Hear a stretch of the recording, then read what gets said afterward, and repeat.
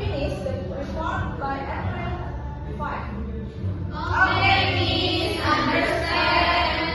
Okay, student. There will be a parent meeting on Monday, June 7th. Tell your parent about the parent meeting tomorrow. Give this notice to your parent